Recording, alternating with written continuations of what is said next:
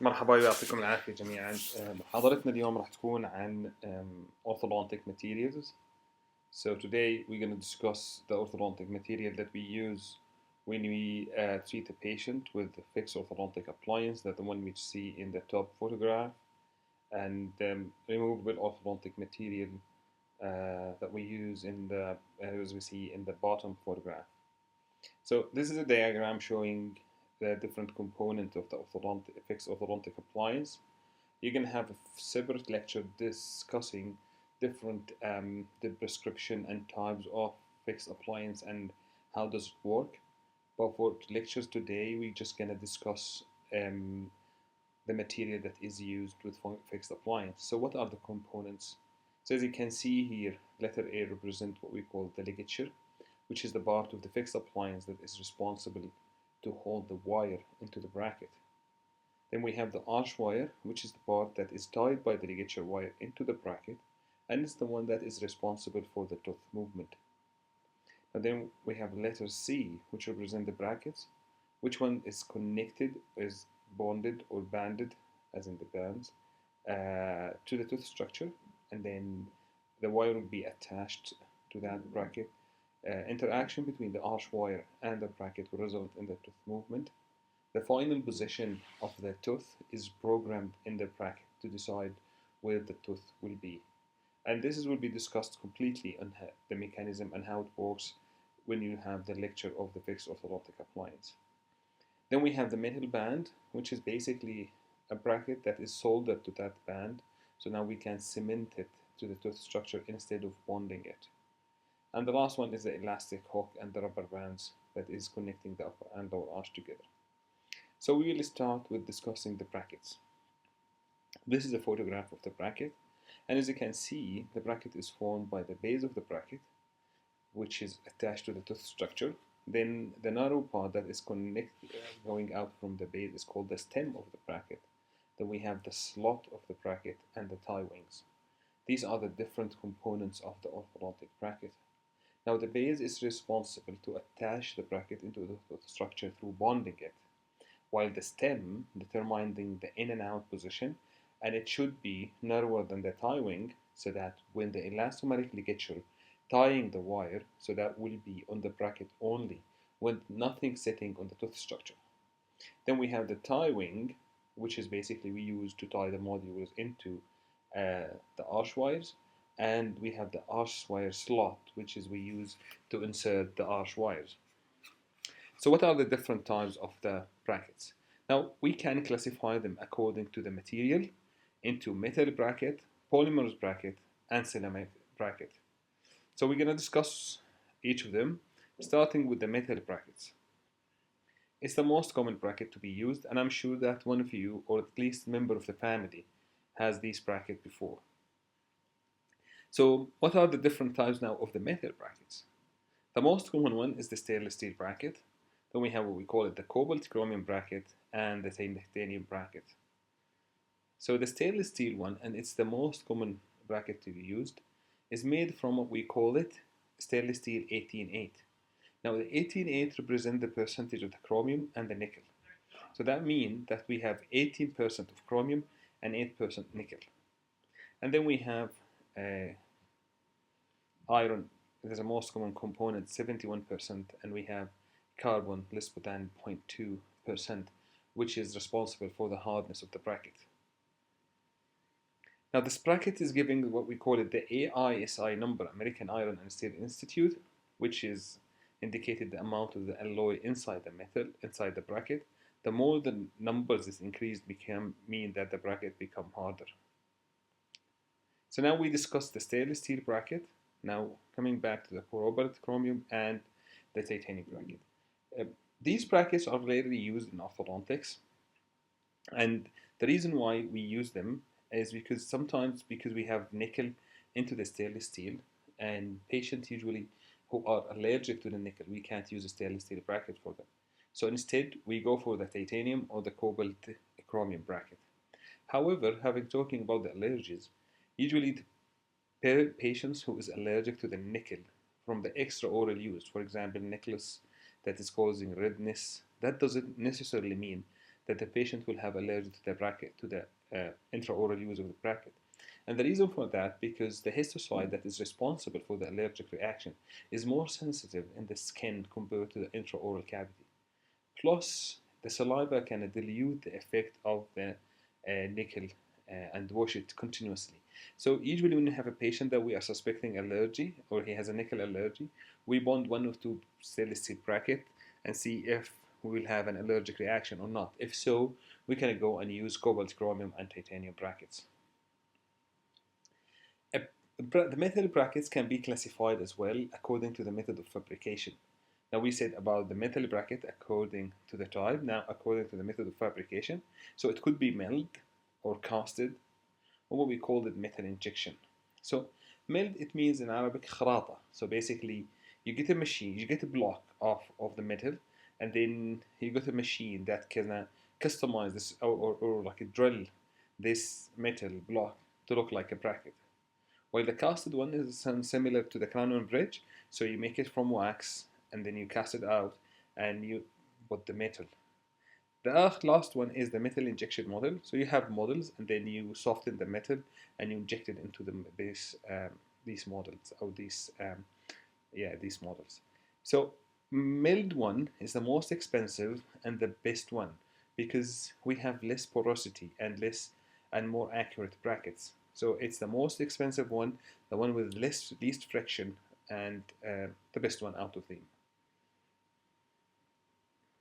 And as we said about the base of the bracket before, because we use it to attach or to bond the bracket, sometimes this base of the bracket we need to increase the surface area of it so that it bond with the strength to the enamel structure.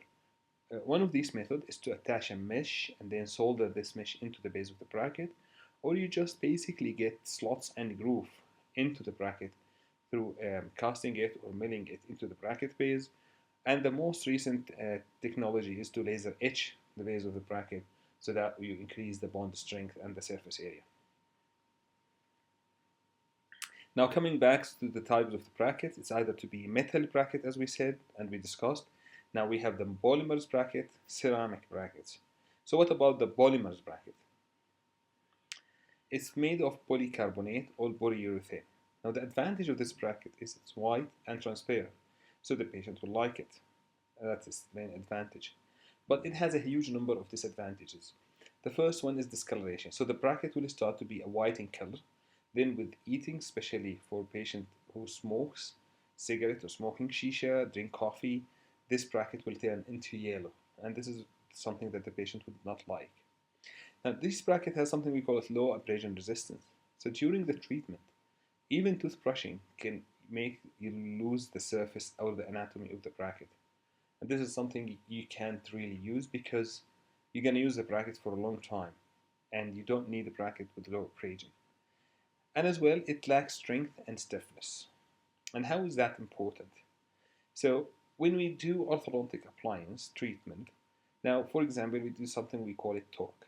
Torque of the bracket or the tooth means that we move the root inside the bone. I'm sure that we're going to talk more details about the torque later.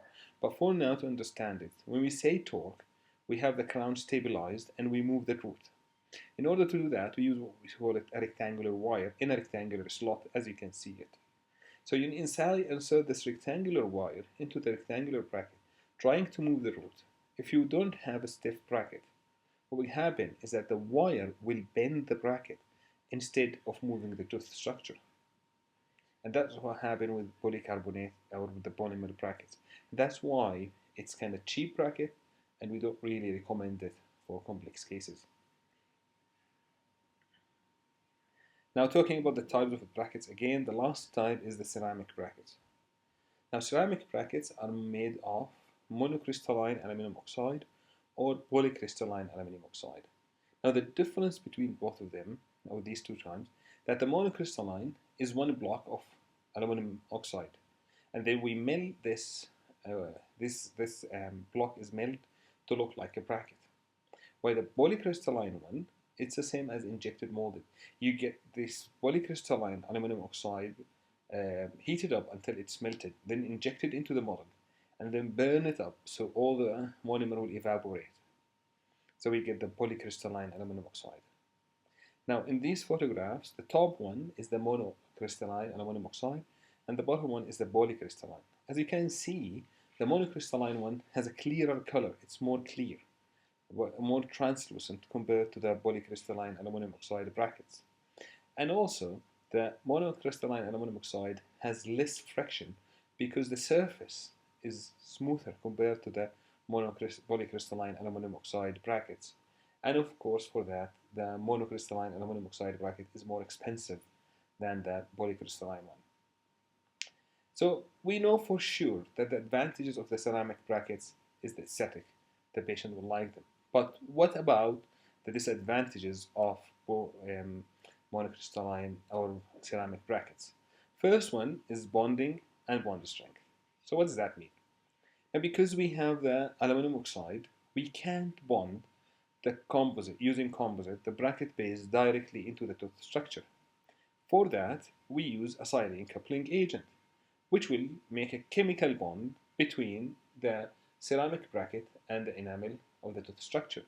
Having a chemical bond, that means we will have an extremely strong bond that when we debond the bracket, we might end up taking a chip of the enamel or from the tooth structure.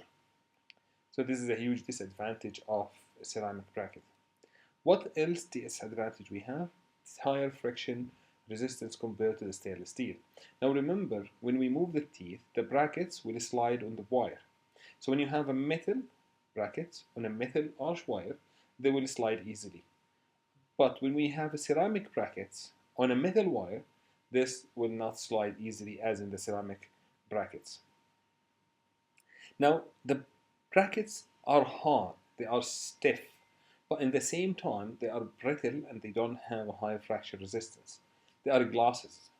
So now if you have a glass at home, it's difficult to penetrate.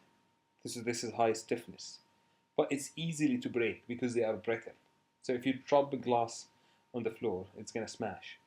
So that's what we call it, brittleness, and that's what happened with the ceramic bracket. They keep fracturing inside the patient mouth.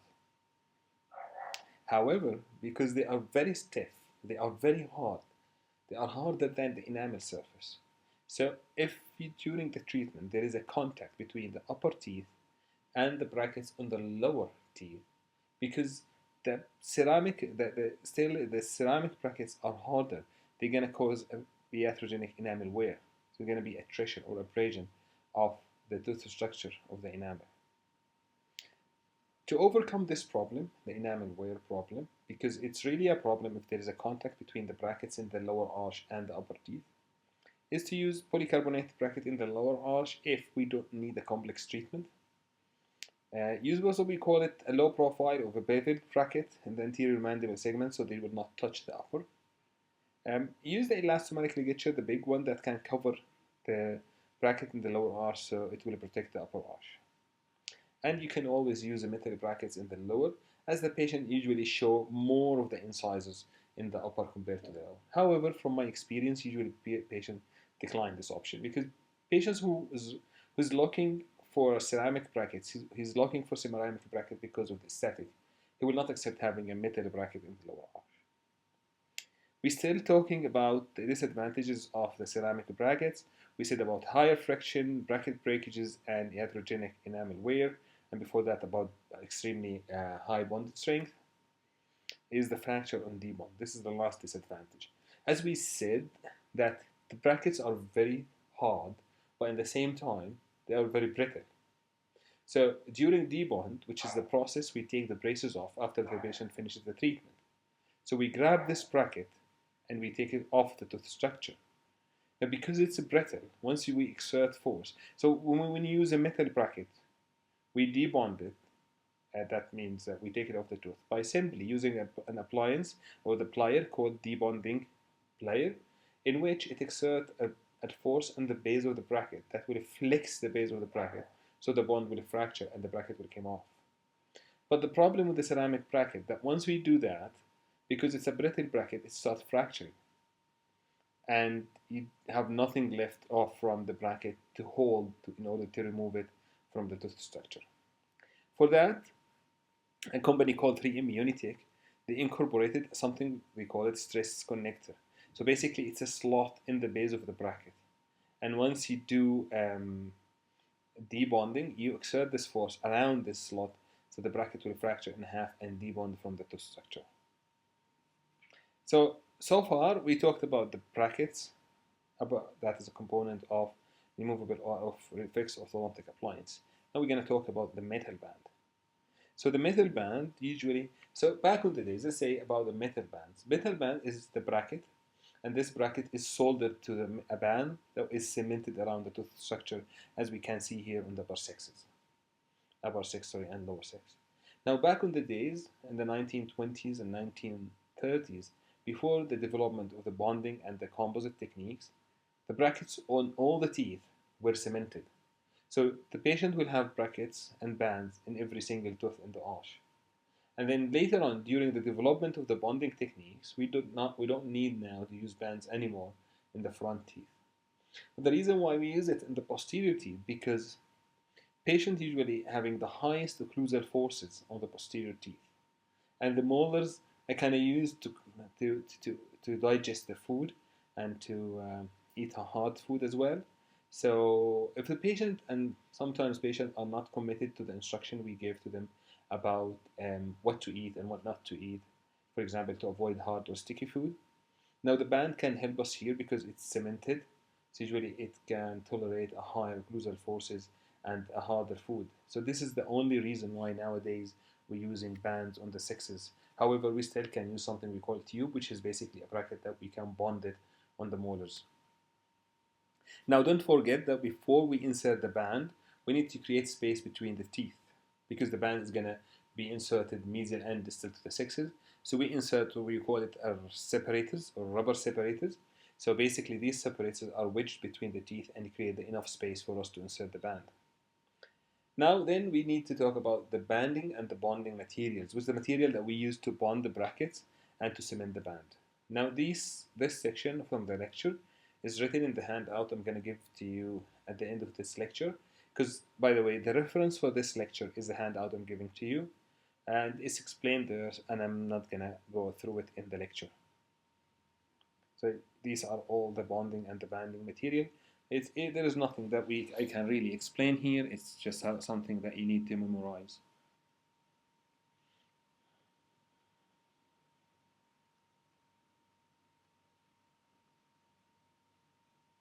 So now we're going to talk about the arch wires. Now we said that the fixed orthodontic appliance is formed of brackets, bands, and arch wires. So what is the arch wire? So simply, it's this part that is connecting the brackets together. And this very important part is the arch wire.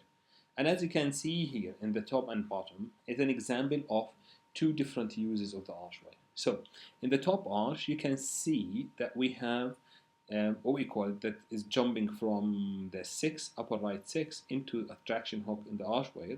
We call this a night eye closing spring.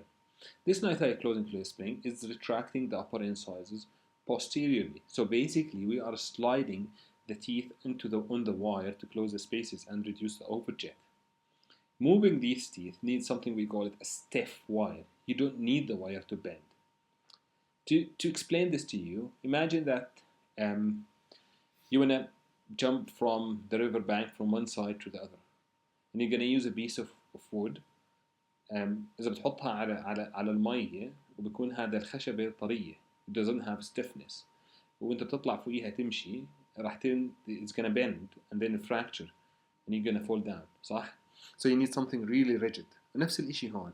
So if you're gonna move the teeth posteriorly, you need something rigid. Other than that, the wire will bend and the teeth will not move. So we need a stiff wire for a stage of treatment that we call it space closure. But if you look at the bottom teeth and the lower arch, you can see the lower right 5 is rotated, and the wire is getting inside and trying to derotate this tooth and coming outside. Now for this, you don't need a stiff wire, you need a flexible wire. So that wire that can be bended but not to be deformed, and then engaging this tooth and derotated. And this is what we needed during the first stages of orthodontic treatment, in which we do what we call it alignment. So let's discuss before we move the different definition of the mechanical properties of the arch wire. So the first one we call it stiffness. The stiffness is the resistance of the wire to deformation. So the stiffer the wire is the best wire to be used for space closure, but not the best one to align the teeth. The opposite is a spring back, is how far the wire can be deflected without undergoing permanent deformation. And the range is the distance the wire can bend elastically before permanent deformation.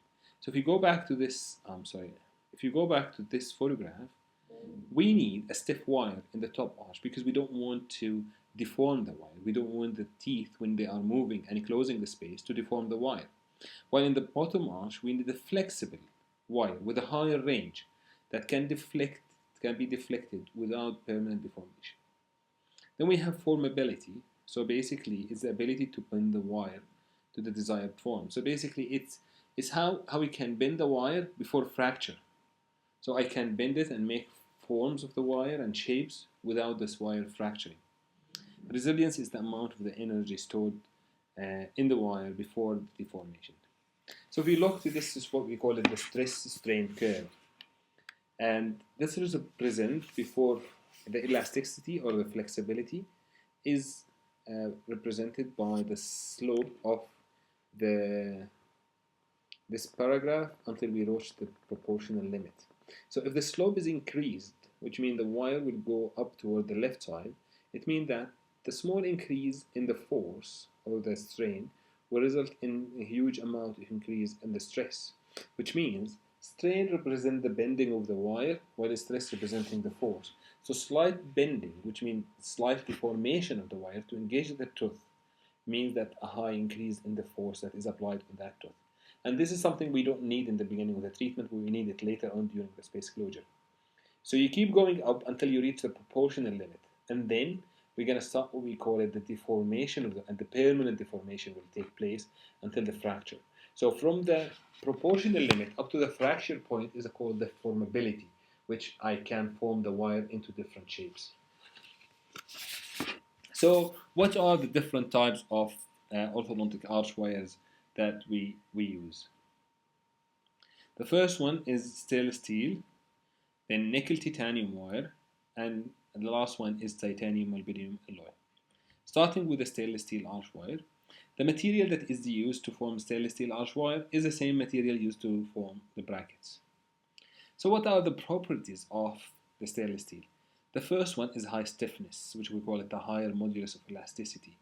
And this is a huge advantage because it resists deformation during intraoral forces application.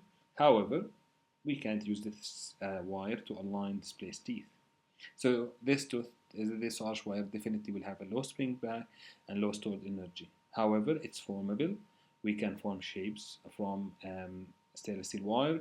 It's weldable and it has low friction, which means when the brackets slide on the stainless steel bracket wire, it does not have a huge amount of friction that will impede the tooth movement. It's environmentally stable, corrosion resistance, and cheap. It's a cheap arch wire. So coming back, we have a nickel titanium alloy, which can be classified or divided into three types. We call it martensitic stable, austenitic active, and martensitic active. So you can see we have something we call it martensitic, austenitic, and we can have the word active and stable. So what does that mean? Stable arch wire, it means that it can't move from one form of the arch wire to the other one. While the active one, it means that it can move. And so we can talk now about the martensitic, but I need this paragraph. So an austenitic and martensitic are phases of the nickel titanium in which they can present. The martensitic one is a low temperature one and the one with more flexibility than the austenitic one that present on a higher temperature with less flexibility than the martensitic. So if the arch wire can move between these two phases, it's called an active wire. And if it's not, it means that it can't move from one shape of one form of the arch wire to the other. It means that this wire is stable. So when we say stable martensitic arch wires, it means that it is in the martensitic stage or status or phase and all the time.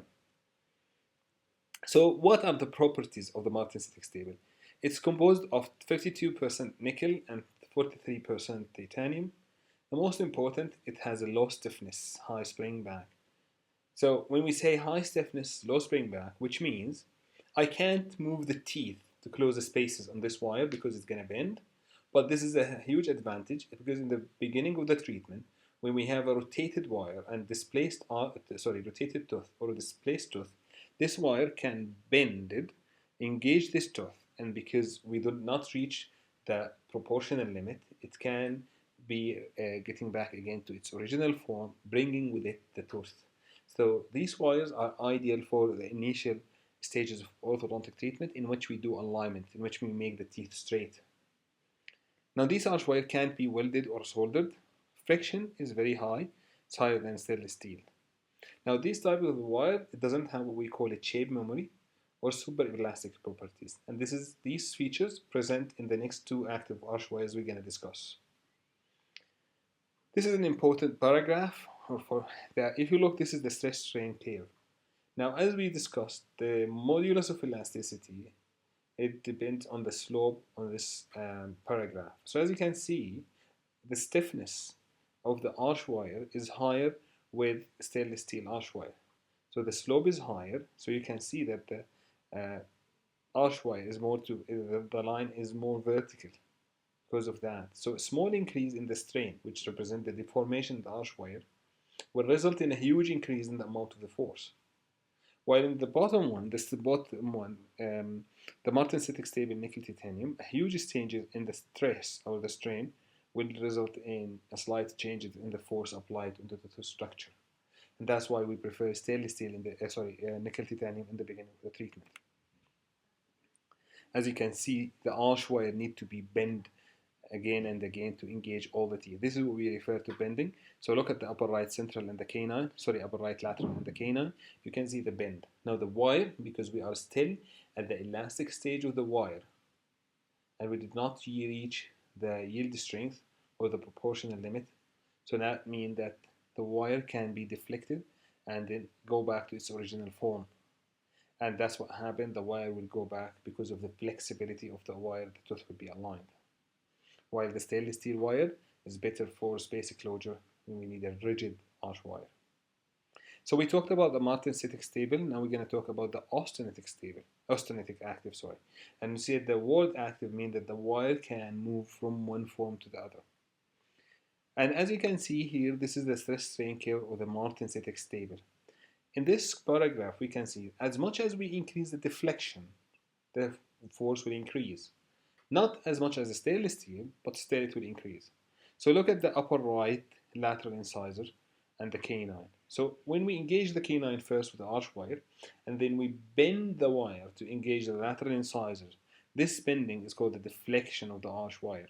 As much as we deflect the wire, the force will increase. This is the features of the martensitic stable, but not for the active one. So this is the stress strain curve for the active austenitic wire. So what's going to happen? That we start at A and we do deflection of the arch wire. Imagine if I'm going to tie the canine, then upper right canine, upper right 2. So I'm now deflecting the arch wire. As we can say, as much as we deflect the arch wire, the amount of the force will increase. Okay? So we go from the point A until point B. So when we reach the point B, this is the amount of the stress that we reach. It's kind of the threshold in which they start the transformation process from the austenitic structure into the martensitic structure. This transformation from one phase to the other result in the wire that increase in the increase in the strain, which means the deflection, which means that I'm bending the wire to engage the lateral incisor, will not result in increase in the force, which is very important for us as orthodontists because we always looking for a light continuous force. We don't like heavy forces. So if the tooth is far away from the line of the arch and I'm using martensitic stable wire, I might be afraid that I'm exerting a higher force because I'm causing a lot of deflection and the force will increase as much as I increase the strain. But with a super elastic arch wire, which is the arch wire that are able to change its form from one form to the other, resulting in no increase in the force as much as we increase the strain. So I deflect the wire, I increase the strain, but the, the force or the stress will not be increased in the tooth structure. So nice, we now at point B when the transformation from austenitic to martensitic phase started. Now this transformation will take place until we reach point C. At point C, there is no more austenitic phase left in the nickel titanium. All of it now is transformed into martensitic. Now the arch wire will go back to its original properties of as much as you increase the stress, the strain, the stress will be increased, meaning the deflection increase, the force will increase. Okay, so you go up to point D. Now looking again to the upper right lateral, now the tooth start to move. When the tooth start to move, the amount of the deflection on the arch wire will be reduced, right? Because now we are aligning the tooth. So the amount of the deflection is reduced. That means the amount of the strain is reduced. So now the amount of the stress is reduced. So now we are going down in a backward direction of this paragraph, going from point D to point C, expecting now the transformation to start from a martensitic structure into an austenitic structure. But the transformation will not start until we reach point E. So we reach point E, then the transformation from martensitic structure to austenitic structure start. Whenever we have transformation process going on, increase in the amount of the strain, meaning the deflection of the wire, or reduction in the deflection of the wire, as in this case, will not result in any increase or reduction in the force applied. So now the tooth is moving, and the deflection and the strain is reduced, but the force remain the same until we reach point F, where all the austenitic, the martensitic phase is transformed into an austenitic one. And then the tooth is moved and aligned until we go back to zero. So the question is now, in the way back, why the transformation start at point E instead of point C? And the answer for that, something we call it hysteresis. Hysteresis does mean that the loss of the stored energy in the arch wire due to the tooth movement. The tooth need to move, and this need energy. And this energy is stored in the arch wire, طاقة الكامنة. So the tooth took some of this energy, and that's why in the way back, the transformation starts at E. So the superelasticity means that the wire can transform between one shape to the other, resulting in as much as we increase the force, the force will not be increased. So the arch wire now we discussed, on top of all the features that we have in martensitic arch wire, we have a superelasticity, and in the case that the trigger for the transformation is mechanical, we call it pseudo-elasticity. Because now the other type of the arch wires, it is triggered by temperature, and we call it thermoelasticity. And the second important feature is the shape memory, which means that I can permanently deform the arch wire, and then I apply mechanical stress on this wire, and it will retain its original form. So now we discuss the austenitic active, which is a pseudo-elastics, which is transformed due to the mechanical stress into the martensitic active. It's the same principle as the austenitic active wire, but the difference is that the transformation process is stimulated by temperature from austenitic to martensitic structure. It's the same properties. It's super elastic, but we call it here thermoelasticity instead of pseudoelasticity, and it has shape memories. So we're still talking about the types of the arch wires. We finished stainless steel, nickel, titanium, and now we're talking about TMA wires, titanium, molybdenum alloy. So these wires are composed of 79% titanium and 11% molybdenum. So the stiffness of the TMA is twice as nickel titanium, but it's 1/3 of that of the stainless steel. So it's kind of the wire that we can't use for aligning teeth because it's too stiff to be bended and engaging the teeth, a rotated tooth. And in the same time, we can't use it for space closure because it's not stiff enough as the stainless steel is gonna bend. But the thing is about the TMA that it's highly formable. I can easily bend it and place it in a different shape, and it has enough stiffness so the tooth will move. And that's why TMA wire is perfect for finishing stage, which means at the end of the stay, at the most end stage of the orthodontic treatment, we do finishing. So basically we do slight bending of the wire. For example, we have a rotated lateral that did not fully rotated, so we need to even rotate them, for example, or correct it even more. For example, if the tooth is rotated bilaterally, we need to move it buccally or labially. So I apply a bend in the wire to engage this bracket and rotate the tooth. So you need a highly formable wire, and this is usually done at the end of the treatment in a stage that we call it the finishing stage.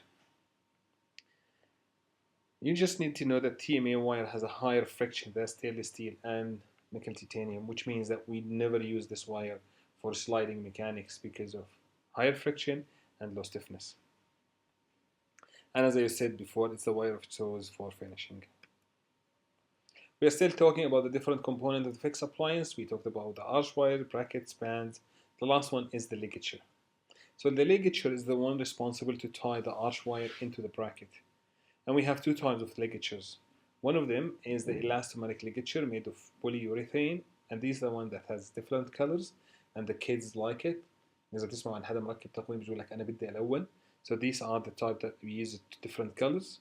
Then we have the metal ligature. We have two types, short and long, made of 0.3 millimeter stainless steel. So as you can see in this photograph, in the top one, the colors that blue and pink is the one is called elastomeric ligature, and the one come with different colors, while the one in the bottom is called stainless steel ligature. Now the difference between these two, that with the stainless steel ligature, that you can do a tight engagement between the arch wire and the arch between the bracket and the arch wire, which is more than the elastomeric ligature, and sometimes we need this engagement. Thank you very much for this lecture. The reference for this lecture will be uploaded to the e-learning. Thank you.